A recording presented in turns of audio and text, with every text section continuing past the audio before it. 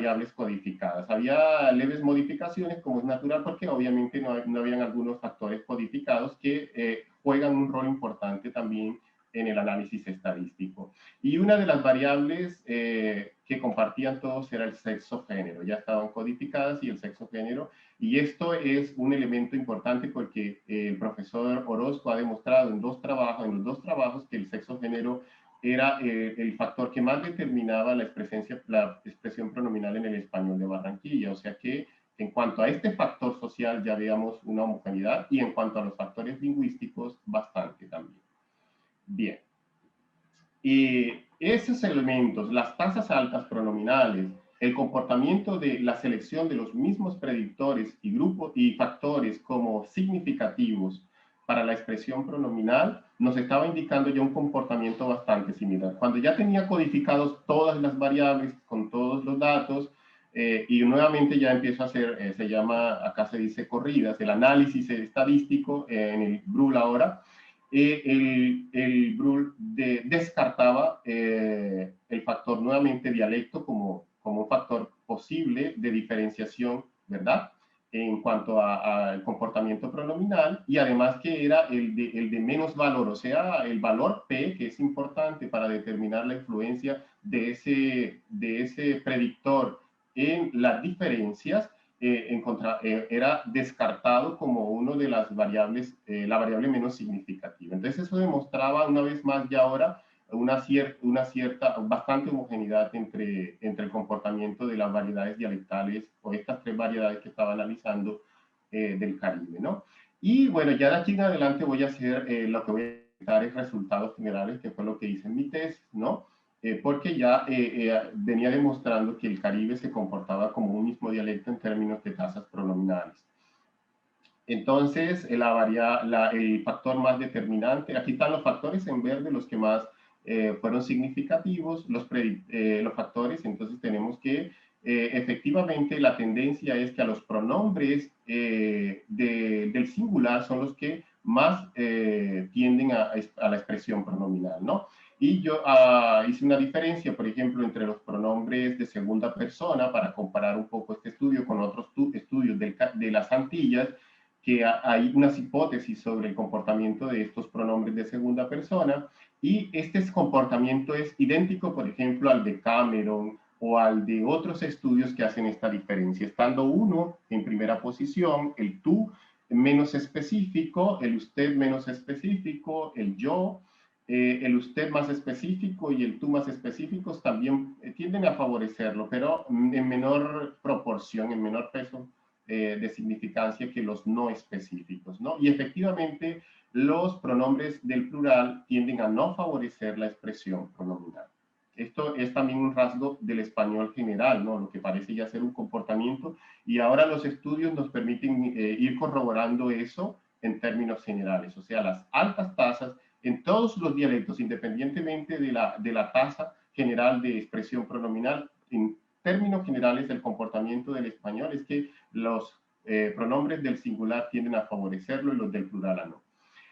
Hay muchas explicaciones sobre eso, pero creo que no va a dar tiempo. En cuanto a la correferencialidad, es decir, si la oración siguiente es correferente con la anterior, el sujeto, o con un argumento que no es sujeto o no es correferencial, el comportamiento también es bastante similar no solo con las variedades antillanas, sino con el español en general. Cuando no es correferencial, ¿verdad? Hay una fuerte presencia pronominal, y cuando es correferencial, la tendencia como del español general es a no favorecer eso. Yo incluí aquí una que fue el cambio de turno, y resultó significativa, interesante, ¿verdad? Señalando un poco aquello que ya había hecho la profesora Bentivoglio en su primer estudio, de que el cambio de turno contribuía. Aquí el cambio de turno está codificado independientemente de si es correferente o no, y de todas maneras contribuye a la expresión pronominal. Y en cuanto a la perseverancia, un predictor que se ha estudiado, pero no con las características. El profesor Orozco, que digo que es la persona más idónea aquí en el tema, Lo seguí literalmente en sus primeros estudios y aquí demuestra que en cuanto a la perseverancia o priming, como está codificado, en fin, tiene diferentes nombres, ¿no? Pero es más o menos eso que cuando el pronombre bajo análisis, ¿verdad? La oración anterior también tiene pronombre expreso o si el pronombre es nulo en la oración bajo análisis, la oración anterior tiene pronombre nulo. Entonces, nuevamente, esta variable, este factor, predictor, los factores pronombre y nulo se comportan como el estudio del profesor Orozco, ¿verdad? Pronombre tiende a favorecer pronombre y nulo a nulo. Y, bien. En cuanto a los predictores más ligados con tiempo y modo verbal y aspecto, el PRESEA propuso una clasificación separada, un poco diferente a las que tradicionalmente se han utilizado, sobre todo aquella de Centella, Liberiotegui, ¿no? Que agrupan esos aspectos. Entonces, él propuso la clasificación indicativo y subjuntivo. Yo estoy presentando aquí los resultados así como los codifiqué en principio para el PRESEA, después hice otras modificaciones y el indicativo tiende a favorecer la expresión pronominal y el subjuntivo, ¿no? Ya el profesor Martín Butragueño y Lastra pues, planteaban algo, ¿no? Como que la relación de el subjuntivo de alguna manera aparece más en oraciones subordinadas y eso podría estar influyendo, sin embargo necesita ser más analizado. Y en cuanto al tiempo, el futuro morfológico, el presente y el imperfecto tienden a favorecerlo, el condicional tiene un efecto más o menos neutro y el futuro perifrástico y el pretérito no. Sobre todo aquí hay una característica que coincide con muchos trabajos y es el pretérito, ¿no? A no favorecer efectivamente la expresión pronominal. También el futuro en muchísimos trabajos tiende a no favorecerla. Y en cuanto al tiempo, el imperfecto está allí en una posición que ha sido generalmente el tiempo que más favorece, pero aquí están agrupados, ¿no? Entre el imperfecto de indicativo y subjuntivo, que hay diferencias también claras en ellos. En cuanto a lo que llamo semántica verbal, acuñando un poco la terminología, yo asumo, por ejemplo, la clasificación de ADS. La ADS es una propuesta de la Universidad de Oviedo, un proyecto en el que tratan de hacer una clasificación de los verbos teniendo en cuenta criterios sintácticos semánticos, ¿verdad? Partiendo fundamentalmente del léxico del verbo, pero hace esa interacción. Pero esa clasificación se parece, no es exactamente igual, se parece y creo que sobre eso va a profundizar el profesor Orozco y a él sí se le pueden hacer todas las preguntas sobre ese aspecto, pero, y yo también tengo, de hecho, muchas dudas también, y encontré otras cosas, ¿no? Aquí muestro lo general. Por ejemplo, la clasificación de lo que a veces llama el macroproceso, habla de macroprocesos y microprocesos. En el macroproceso verbal, lo que ha sido llamado en algunos verbos dicendi, hay una tendencia a favorecer el pronombre, los verbos existenciales, que llama ese. En cuanto a los verbos mentales y relacionales, tienen un efecto neutro. Y una característica también bastante que es compartida es los verbos materiales tienden a no favorecerlo y esto coincide ya con los trabajos en los que esta clasificación es parecida a esos trabajos, ¿no? Bien. En cuanto a la progresividad, si es más progresivo o menos, progresivo o no progresivo, los verbos no progresivos tienden a favorecer la expresión pronominal. En cuanto a la perfectividad que llama esa guía del proyecto PRESEA, no todos están de acuerdo con esa denominación, en realidad tiene que ver más con si son tiempos compuestos o tiempos simples, ¿verdad? Entonces, los tiempos compuestos tienden a favorecerlos aquí.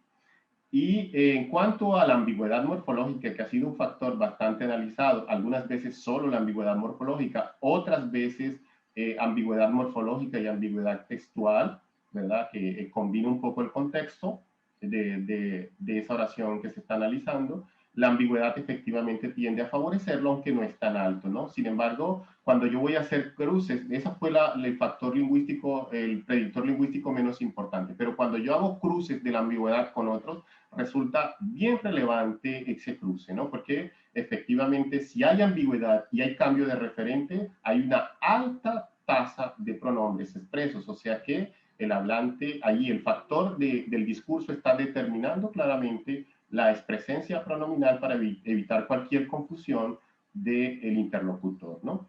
Y en cuanto a los predictores de tipo extralingüísticos, encontramos que el sexo, ¿verdad? Es uno de el factor con mucho peso en la expresión pronominal, y el femenino tiende a favorecer la expresión pronominal, aunque así no hay un rango, o sea, una diferencia tan alta, pero es claro que por la cantidad de datos, los resultados que aparecen ser ciertamente sólidos en ese aspecto. Y en cuanto al nivel educativo, ustedes pueden ver, también fue seleccionado por el programa, pero no tiene un rango alto. Sin embargo, la claridad es que los hablantes de nivel educativo superior tienden a no favorecer, o sea, lo que demuestra probablemente mucha influencia, a pesar del dialecto, mucha influencia de la formación académica que reciben las personas para disminuir en cuanto a tasas, ¿no? Esta variable no ha sido así muy significativa en muchos trabajos, ha sido más significativa en los trabajos de contacto dialectal, ¿no? Sobre todo en los Estados Unidos, y resultó significativo aquí. Bien, ahora yo después hice una comparación también, ¿no? Con el dialecto ahora de Barranquilla, trabajado por el profesor Orozco, que viene a continuación, para mirar, ya teníamos varios indicios de que el español del Caribe colombiano se viene comportando como una unidad dialectal, ya no solo en términos de algunos factores fonéticos fonológicos, sino probablemente también en este factor de tipo morfosintáctico, ¿no? Y entonces, siguiendo aquellos criterios de Tagliamonte, que para mirar si podemos hablar de que dos dialectos estudiados se comportan de la misma manera y poder decir que hacen parte de una unidad dialectal, entonces seguimos esos criterios. Ahora comparamos los grupos de factores significativos y los rangos o predictores y los rangos, y vemos que hay bastante similaridad en cuanto a ser seleccionados en el mismo orden y también casi que con los mismos rangos, ¿no? Sin embargo, hay una diferencia, por ejemplo, en cuanto al tiempo, modo y aspecto, que el profesor claramente los agrupa en uno, y que nosotros los separamos de acuerdo a la guía, y que probablemente eso haya influido en la manera como se redistribuyen esos datos en nuestro corpus. Pero miren que las cinco primeras lingüísticas son las mismas y casi con el mismo rango y el mismo orden, y el sexo-género fue la significativa en ambas. El profesor Orozco vio que había una interacción con la edad y lo agrupó, ¿no? Pero en el análisis mismo que él presenta previo, allí en el análisis de esa sexo-edad, cuando es sexo, el rango prácticamente es igual y las tasas son casi que parecidas, la influencia es prácticamente parecida.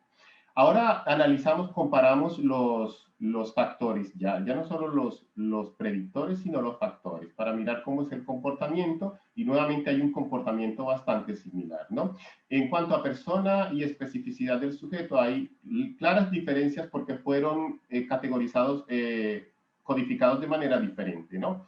El profesor Orozco, por ejemplo, él conjuga o amalgama la tercera persona del singular por la terminación verbal, o sea, el pronombre él, ella, uno, y no sé si usted, no quedó claro ahí, pero él agrupa eso, y eso, por ejemplo, dispara las tasas, el peso relativo de ese pronombre. Sin embargo, hay bastante similaridad, pero en las que sí hay, en las que parece haber más, un comportamiento más similar, es en aquellas que casi seguimos los mismos criterios. Si vemos correferencialidad, perseverancia, por ejemplo, en cuanto a los tiempos verbales, aquellos que son más o menos parecidos, también hay diferencias en la codificación, y en lo que hemos llamado clase semántica, que también hay diferencias porque él hizo dos análisis estadísticos ahí en el mismo artículo, ¿verdad? Pero aquellos verbos que más o menos yo vi que se parecían, ven que hay un comportamiento bastante similar y nuevamente ahí el sexo, el peso relativo es casi que idéntico. Entonces vemos bastante similaridad allí entre nuestros datos con 3 ciudades del Caribe y la del profesor de Barranquilla, ¿no? Los datos de Barranquilla aún eran mucho más parecidos. Entonces, consideraciones finales. Con base en lo expuesto, este trabajo se centró en dar respuesta a las siguientes preguntas de investigación. ¿Cuál es la distribución de la presencia eusébtica del pronombre sujeto en el Caribe colombiano? ¿Cuáles son esos grupos de factores lingüísticos y extralingüísticos? ¿Y cuáles son los que influyen significativamente en la expresión del pronombre sujeto? Y la variedad estudiada internamente y comparada con otras del español muestra semejanzas o diferencias en tasas de expresión pronominal, en predictores y factores significativos. Entonces, en respuesta a la primera pregunta, las tasas pronominales de 44.2 revelan que la variedad estudiada se comporta como el español caribeño y se diferencia claramente de otros dialectos americanos y peninsulares. En respuesta a la segunda pregunta sobre los grupos de factores lingüísticos y extralingüísticos que ejercen influencia más significativa en la expresión del sujeto, en el español del Caribe se revela la siguiente jerarquía de predictores: persona y especificidad, correferencialidad, perseverancia, modo, tiempo verbal, progresividad, clase semántica del verbo, sexo, género, morfología verbal, ambigüedad morfológica y nivel educativo. En respuesta a la tercera pregunta, el análisis preliminar de los datos de cada subdialecto con la mayoría de las variables lingüísticas codificadas, en el que se seleccionaron los mismos predictores y factores en una investigación de tipo contrastivo, el hecho de ser excluido el predictor dialecto con un valor menos significativo en este análisis y la convergencia de los predictores y factores significativos en este trabajo en lo relacionado al rango u orden de importancia y al peso relativo permiten afirmar la unidad dialectal del Caribe colombiano en cuanto al fenómeno estudiado. Por último, los resultados obtenidos apuntaron también para la existencia de semejanzas con el español caribeño en relación con las tasas y con factores específicos más significativos que parecen ser más recurrentes en los dialectos antillanos. Se resalta, sin embargo, que los resultados de los predictores y los factores también indicaron considerable convergencia con el comportamiento de los diferentes dialectos del español, lo que parece un indicio significativo de superación de límites dialectales. Estas son algunas de las referencias que utilicé en mi trabajo y muchas gracias, muy obrigado por escuchar. Gracias, profesor Alder. Muy clara y pertinente su presentación. El profesor Gerson, que está a cargo de las preguntas, creo que tenemos espacio para una o dos preguntas porque el profesor Alder se extendió un poquito. Disculpen. Entonces, aquí hay una pregunta.